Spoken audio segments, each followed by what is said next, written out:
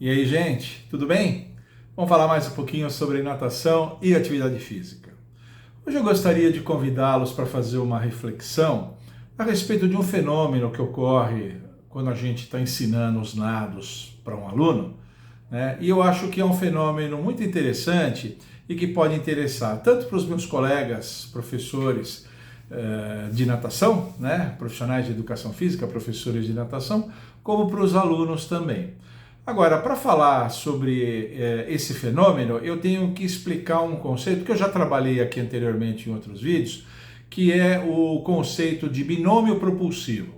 Os 4 nados, cada um desses nados tem o que eu chamo de binômio propulsivo, ou seja, 2 partes do nosso corpo que se movimentam para propulsionar o corpo na água. Tipicamente, os braços e as pernas. Tipicamente é isso. Então, quando a gente fala do binômio propulsivo do crawl, a gente está falando das braçadas alternadas do crawl e das pernadas alternadas. Decúbito ventral, o nadador se desloca. Falando de propulsão. No costas, a mesma coisa. O binômio propulsivo é braçadas mais pernadas. No lado peito, mesma coisa. Braçada e a pernada do peito. Esse é o binômio propulsivo do nado peito. No nado borboleta, um pouquinho diferente. É braçada e golfinhada. Golfinhada, que é aquele movimento exuberante de ondulação e que na verdade não é um movimento só de perna. Não podemos chamar golfinhada de pernada. Pernada é um movimento só de perna. Eu tenho um vídeo próprio que eu falo do ensino do nado borboleta e faço essa diferenciação. No borboleta, pernada é uma coisa e golfinhada é outra. Então, binômio propulsivo do borboleta é braçada e golfinhada. Bem, quando a gente ensina, por exemplo, eu vou falar do nado peito e isso vai ter uma razão que vai ficar clara depois. Quando a gente ensina o nado peito, a gente começa a ensinar as braçadas do nado peito, ó, braçadinha até a metade da trajetória, junta, braçadinha de peito não sai da água, a gente começa a explicar e tal, o aluno começa a fazer educativos de braçada do peito, até fora d'água se for o caso. E aí a gente começa a ensinar as pernadas do peito, que é uma pernada chatinha de ensinar, né? A gente também começa fora d'água, conduzindo o movimento da perna e tal. Quando a gente começa esse trabalho, já dentro d'água aí, a gente percebe o quê? Que o nadador se desloca basicamente por conta das braçadas. Basicamente, né? O nadador de peito, o nadador iniciante no nado peito, está começando, ele se desloca muito mais. Ele faz aquela braçada, respira, depois ele faz aquela pernada, só que a pernada tem aqueles complicadores, né? Ela tem que ser simétrica, ela não pode ser aquela tesourada, um pé fazendo um movimento e outro fazendo outro, tem que ser simétrico. E o pé tem que ficar numa posição correta, em dorsiflexão, né, aquele movimento com os pés para baixo, e em afastamento, para poder fazer um empurre legal, para poder ter a propulsão que a gente quer. Estamos falando de propulsão. Ora, esse ajuste da pernada do peito demora. Demora e quem ensina a natação aí sabe que demora. Então o que acontece? A gente começa a ensinar o nado peito, trabalha as partes, depois trabalha o binômio propulsivo, a coordenação, primeiro braço respira, depois volta na posição de deslize e faz a perna e tal. Mesmo com uma coordenação razoável, mesmo com uma braçada razoável já, de razoável para boa, o que acontece é que a pernada do peito demora para ter a propulsão que a gente quer. Então, logo no início, esse binômio propulsivo, ele fica muito desequilibrado para o lado da braçada. A braçada do peito fica com 80% da propulsão. E, sei lá, 20% fica com a perna. Isso é normal. Aí a gente continua trabalhando coordenação, continuamos trabalhando movimento de cabeça, parte do braço e trabalhando a perna, pernada, pernadinha com prancha, fazendo a condução, o aluno começa a pegar coisa, começa a se desenvolver, pega o ritmo, né? Arma a pernada devagarzinho, empurra forte e desliza, pausa de deslizamento, que é uma coisa interessante para fazer e tal. À medida que vai acontecendo isso, a perna vai ganhando propulsão. Então o equilíbrio do binômio propulsivo começa a se deslocar do braço para a perna. Chega uma hora que os dois estão mais ou menos iguais. Braçada e pernada estão deslocando o nadador em proporções praticamente iguais. E o trabalho continua, o aluno vai crescendo, vai amadurecendo, o seu padrão motor vai melhorando, ele vai relaxando, ele vai dominando essas coisas todas, sua própria percepção vai permitindo que ele perceba os movimentos da perna, etc, etc. E o binômio propulsivo acaba se deslocando para a perna. A perna fica com mais propulsão que o braço, que é o que a gente pode chamar do estágio final. No estágio final, o nado peito bem nadado, a perna é mais propulsiva que o braço. 60% da propulsão, até talvez um pouco mais, é perna. E o braço fica com 40%, talvez até um pouco menos. Mas isso é o estágio final. Até chegar lá, demorou. Então, quando a gente ensina o nado peito, a gente precisa ter essa percepção de processo ao longo do tempo. Quando a gente começa a ensinar, existe esse desalinhamento, esse desequilíbrio do binômio propulsivo em favor do braço, e a gente vai corrigindo isso aos poucos à medida que a propulsão de perna melhora. Eu acho que eu não falei grego não, né? Eu falei tranquilo. Então eu digo isso porque tem muita gente que às vezes insiste demais em fazer aquele exercício de perna de peito com pranchinha e esquece de trabalhar outros fatores do nado peito que são igualmente importantes, como eu falei, movimento de cabeça, participação da cabeça no movimento do peito, posicionamento do corpo, cabeça tem a ver com posicionamento do corpo, a pausa de deslizamento, aquela posição dos braços à frente, que é a posição streamline, quando vai à frente, mãos sobrepostas, braços estendidos, cabeça encaixada, todas essas coisas. A gente vai trabalhando isso e a pernada. E a pernada vai melhorando com o tempo, com todas aquelas melhoras que eu falei. Melhora de propriocepção, melhora de relaxamento, melhora de posicionamento, conquista da dorsiflexão, aquela coisa. Vai acontecendo tudo isso.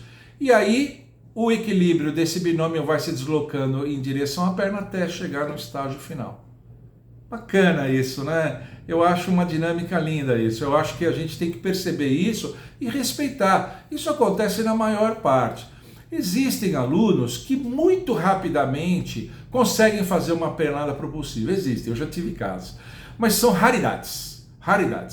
A maioria dos alunos, com a maioria deles, acontece esse fenômeno que eu descrevi agora. Agora, se a gente for observar, esse fenômeno acontece nos outros nados também. No nado crawl, quando a gente começa a ensinar, o batimento de perna, ele é pouco propulsivo. Ele tem mais a função de sustentação e de equilíbrio. Já falei isso em vídeo também aqui. Na propulsão, se você pedir para o aluno fazer pranchinha, perna de crawl, ele se desloca pouco. Tem aluno adulto, já falei também isso aqui em vídeo, que bate perna de crawl, não sai do lugar. Tem aluno que bate perna de crawl e anda de ré. Tem aluno. Agora, à medida que você vai trabalhando nado crawl e outras habilidades, o aluno vai se desenvolvendo, vai relaxando, vai melhorando a sua propriocepção, vai ganhando um acervo motor mais legal, ele vai entendendo melhor como é o batimento de perna, e aí esse desequilíbrio do binômio propulsivo do crawl, que era quase 100% braço e 0% perna, propulsão, 0%, começa a se deslocar e aí a perna ganha 20%, 30% de propulsão e 70% ainda fica com o braço, que é o estágio final.